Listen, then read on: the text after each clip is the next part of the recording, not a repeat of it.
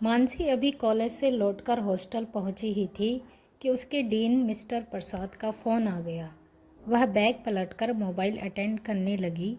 प्रसाद मानसी के PhD guide थे और वे चाहते थे कि मानसी उनके साथ बाहर जाने के लिए तैयार हो जाए। उन्हें तुरंत बाहर जाना है। मानसी को समझ नहीं आ रहा था कि वह क्या कहें। हाँ कहें तो मुश्किल और ना कह दें तो और भी मुसीबत। तभी उसे अपने बचपन के साथी शिशिर का बहाना बनाने का फॉर्मूला याद आया। उसने कराहते हुए कहा, सर मैं तो एक कदम भी चल नहीं पा रही हूँ। प्रसाद भी बड़े घाक थे। बोले, अभी तो यहाँ से अच्छी भली निकली हो, अब क्या हो गया? ओह, मानसी आवाज़ में दर्द भरकर बोली, सर अभी यहाँ बस से उतरते समय मेरा पाँव मुड़ गया जिससे मोच आ गई। कहते हुए मानसी ने एक और कराह भरी। अब प्रसाद जी परेशान हो उठे। प्रसाद थे तो 52-55 की उम्र के बीच, पर अपनी ही स्टूडेंट स्कॉलर छात्रा मानसी पर ऐसे लट्टू हुए रहते हैं कि सारे कॉलेज में उन्हें बुढ़ा आशिक के नाम से जाना जाता है। वे मानसी को डांटते हुए बोले, क्या मानसी, तुम ढंग से नहीं चल सकती? अभी आता हूँ तुम्हें देखने। प्रसाद की बात सुन मानसी और परेशान हो उठी। फिर वह कराहते हुए बोली, वह मेरा दोस्त शिशिर आ रहा है, वह दवा दे देगा, आप चिंता न करें, मैं ठीक हो जाऊंगी। बेचारे प्रसाद सर ने बाहर जाने का अपना प्रोग्राम ही कैंसिल कर दिया। वे मानसी के बिना नहीं जाना चाहते थे। उनका हाल तो कुछ ऐसा था कि 1 मिनट भी मानसी के बिना नहीं रहे। मानसी थी तो उनकी एक रिसर्च स्कॉलर छात्रा, किंतु उसके विरह में जैसे वे हलकान होते गए। यह देखकर उनके साथी तो क्या उनके स्टूडेंट भी परेशान हो जाते हैं और कई बार उन्हें चिढ़ाकर कहते हैं, सर मानसी जी तो कैंटीन में खा रही है। इस पर वे बड़े परेशान हो जाते और फ़ोन कर मानसी से कहते, अरे मानसी, कैंटीन का खाना खाकर तुम बीमार हो जाओगी। आओ तो यहाँ मेरे कैबिन में देखो, मनोरमा ने क्या लजीज खाना बनाकर भेजा है। इस पर मानसी की सारी सहेलियाँ उसकी हंसी उड़ाती और कहती, जा तेरा बुढ़ा आशिक तुझे बुला रहा है। मानसी भी कम नहीं थी। वह कहती, कम से कम आशिक तो है, तुम्हारे तो वो भी नहीं है। मानसी ने अपने कक्ष में बेड पर लेटकर कुछ देर रेस्ट किया। फिर फ़ोन पर शिशिर का नंबर मिलाकर बतियाने लगी। अरे कंपाउंडर साहब, कैसे हो? शिशिर कोई कंपाउंडर नहीं था। वह तो अपने पिता का तेल का बिजनेस संभालता था। उसके पिता तेल के व्यापारी थे और उनका यह व्यवसाय पीढ़ियों से चल रहा था। मानसी व शिशिर के घर मोहल्ले थोड़ी दूरी पर ही थे। शिशिर उसके साथ ही कॉलेज तक पढ़ता रहा था। एमए के दौरान शिशिर के पिता के बीमार होने पर उसे बिजनेस संभालना पड़ा था। तब मानसी ही उसकी मदद कर रही थी। एमए की परीक्षा जैसे तैसे दिलवा सकी, फिर वह आगे न पढ़ सका। मानसी ने पीएचडी की पढ़ाई जारी रखी। इस तरह वे थोड़ी दूर हो गए, पर मोबाइल पर दोनों के बीच बातचीत होती रहती थी। यहाँ तक कि मानसी के घर पर कोई काम हो तो शिशिर ही कर जाता। मानसी के पिता नहीं रहे थे। उसकी बहन वैशाली ने फैशन डिजाइनिंग का कोर्स किया था। वह अपना बुटीक चलाती थी। वह मानसी से बड़ी थी।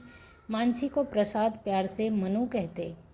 उन्हें लगता मनु ही उनकी सच्ची संगिनी हो सकती है। उस समय वह भूल जाते कि उनकी भी पत्नी है, बच्चे हैं, घर-बार है। वे मानसी के पीएचडी के काम में जरा भी रुचि नहीं लेते थे। इससे मानसी को भीतर ही भीतर गुस्सा आता। प्रसाद की पत्नी मनोरमा अपनी नई बहू व नाती में इतनी व्यस्त रहती कि उस बेचारी को पता ही नहीं था कि इधर उसके पति क्या रंगरेलियां मना रहे हैं। अगले दिन मानसी कॉलेज पहुंची तो ठीक ठाक थी, किंतु जैसे ही वह प्रसाद के केबिन के सामने पहुंची, लंगड़ाने लगी। प्रसाद लपकते हुए बाहर आए और बोले, अरे मानसी, संभल कर। मानसी तो शर्म से पानी पानी हो गई। उसकी सारी सहेलियां भी यह देखकर हंसकर लोटपोट हो रही थी। वह बोली, यह क्या मनु लग रहा था। प्रसाद अभी उन्हें गोद में उठाकर सीधे अपने कैबिन में ही ले जाएंगे। मानसी ने किताबें समेटी व लाइब्रेरी में जा बैठी। तभी प्रसाद भी वहाँ गए और पूछने लगे, कल क्यों नहीं आई, कितना मज़ा आता। केरल का ट्रिप था। मानसी को लगा साफ साफ कह दें कि आप अपनी श्रीमती जी को क्यों नहीं ले जाते, पर चुप रहे। उसे पीएचडी भी तो पूरी करनी है। प्रसाद को टरका कर उसने शिशिर को फ़ोन मिलाया। अरे कंपाउंडर, फिर शुरू हो गई दोनों की बातचीत। शिशिर को भी वह कंपाउंडर इसलिए कहती थी, खुद पीएचडी करके डॉक्टर हो जाएगी। अभी उसने कुछ लिखा ही था कि फिर प्रसाद आ गए और शुरू हो गए वही उनकी बकवास। आप कितनी खूबसूरत हैं, आप पर तो सब फिदा होते होंगे। इधर मानसी की सहेलियां चुपके से सुनती और कहती, तेरा बुढ़ा आशिक बेचारा। इन बातों से मानसी का दिमाग गर्म हो जाता, लेकिन वह क्या करें, पीएचडी तो उसे करनी ही है। फिर लेक्चररशिप, फिर मज़े ही मज़े। पर इस बुढ़े आशिक से कैसे पीछा छुड़ाया जाए, वह बेचारी मन समोस कर रह जाती। एक दिन तो गजब हो गया। सारी सहेलियों के साथ वह फिल्म देखने गई थी। वहाँ सभी एंजॉय कर रही थी कि जाने कहाँ से प्रसाद टपक पड़े। अरे अब क्या करें, सारी सहेलियाँ एकदम चीखी। मुझे इस बला से पिंड छुड़ाना ही होगा। एक दिन मानसी सोचने लगी, लेकिन ऐसे कि लाठी भी न टूटे और सांप भी मर जाए। अब तो हद ही हो गई है। रोज कॉलेज से हॉस्टल पहुंचते ही उसके मोबाइल पर प्रसाद का मैसेज आ जाता, शाम को कहीं चलते हैं, वहीं डिनर करेंगे। अति होने पर मानसी ने सोच लिया कि कुछ तो करना ही पड़ेगा। रोज कहाँ तक बहाने बनाए, अतः उसने शिशिर को फ़ोन किया। कंपाउंडर साहब, कल तैयार रहना, और उसे अपनी सारी योजना भी बताई। वह पीली साड़ी और गले में मंगलसूत्र डाले शिशिर की स्कूटी से कॉलेज पहुंची और सीधे प्रसाद के केबिन में विनम्रता से दाखिल हुई। मे आई कम इन सर, कुछ ऐसा ही मुंह से निकला मानसी के। ओह, प्रसाद ने सिर उठाया। वे पेपर पढ़ रहे थे। देखकर गिरते गिरते बचे, कम इन कम इन। वे बोले, सर ये मेरे मंगेतर शिशिर हैं, अब मेरे जीवन साथी बन गए हैं। हम दोनों ने शादी कर ली है सर, आशीर्वाद दीजिए ना। मानसी ने हाथ जोड़कर कहा। प्रसाद की तो विकुटी तन गई। उसे तो समझ ही नहीं आ रहा था कि वे मानसी से क्या कहें। तुम? हाँ हाँ ठीक है जाओ। मानसी पर उन्हें गुस्सा आ रहा था। मानसी बोली, सर डिनर। प्रसाद बोले, नहीं, आज मनोरमा को क्लिनिक लेकर जाना है।